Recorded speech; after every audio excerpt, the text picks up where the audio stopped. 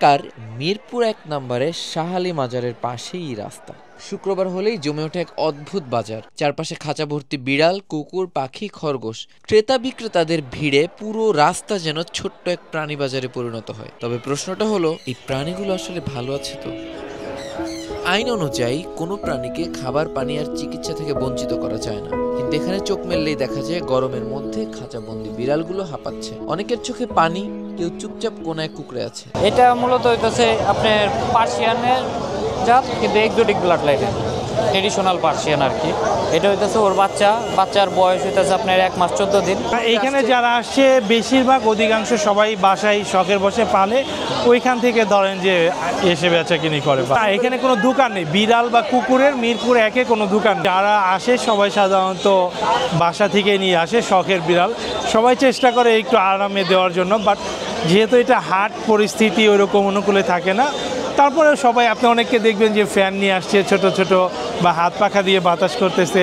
সবাই আর কি চেষ্টা করতেছে যেন না শখের বিড়ালটা একটু আরামে থাকে। ডিওএইচএস এর পেট অ্যাক্টিভিস্ট ও আইনজীবী রাবাব চৌধুরী বলেছেন, এই বাজারগুলো সরাসরি প্রাণী কল্যাণ আইনের লঙ্ঘন। এসব পেট শপস এবং অ্যানিম্যাল অ্যাক্টিভিস্টদের যুদ্ধটা না অনেক লম্বা সময় ধরে। এটা one of the biggest reason হচ্ছে গিয়ে এই যে পেট শপগুলি, এরা কিন্তু ফাংশন করছে অ্যানিম্যাল ওয়েলফেয়ার অ্যাক্ট 2019 ব্রিচ করে।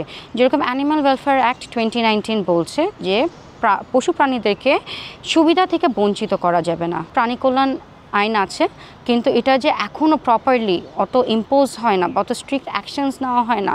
এটার জন্য ওনারা খুবই লিনিয়েন্ট, এবং ওনারা এরকম অ্যানিম্যাল শপসগুলি ওপেন করে রেখেছে উইদাউট ইভেন প্রপার কোনো মেজার্স নেওয়ার।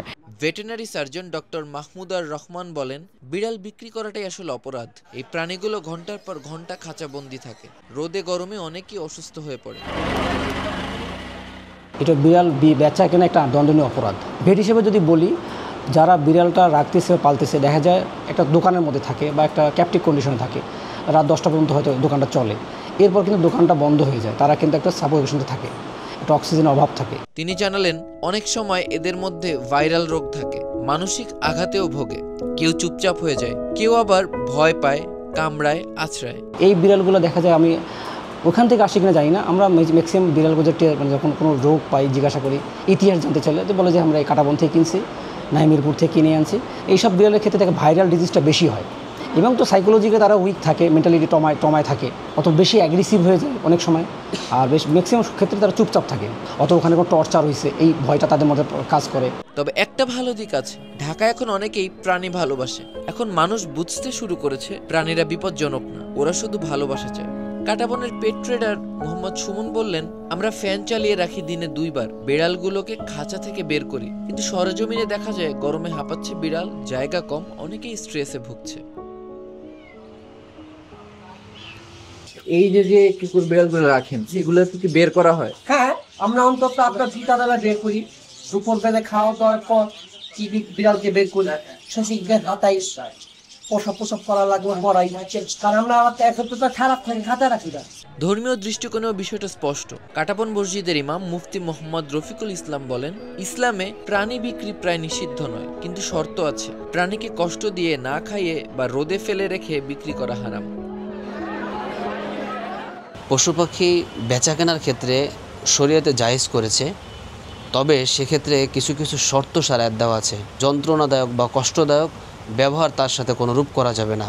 রাসূলুল্লাহ সাল্লাল্লাহু আলাইহি ওয়াসাল্লাম বলেছেন, একদিন একজন মহিলা দেখেছে, একজন মহিলা সে একটি বিড়ালকে বেঁধে রেখে তাকে ঠিকমতো খেতে দিত না। সে বিড়ালটি একসময় মারা যায়।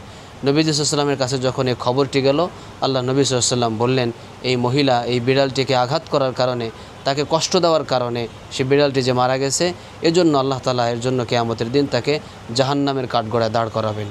প্রতি শুক্রবার এই বাজারে অনেকেই আসে, কেউ শখে, কেউ লাভের আশায়। কিন্তু এই গরম, এই ভিড়, এই খাঁচাবন্দি অবস্থা কতটা সহ্য করতে পারে এই নিরীহ প্রাণীরা? শেষ প্রশ্নটা থেকেই যায়, এই বিড়ালগুলো কি সত্যিই যত্ন পাচ্ছে, নাকি শুধু দামে বিক্রি হওয়ার অপেক্ষায়? যতদিন পর্যন্ত নজরদারি, দায়িত্ববোধ আর সচেতনতা না বাড়ে, ততদিন পর্যন্ত ঢাকা শহরের এই ভালোবাসার পোষা প্রাণীগুলো হয়তো নীরবে কষ্ট পেতেই থাকবে।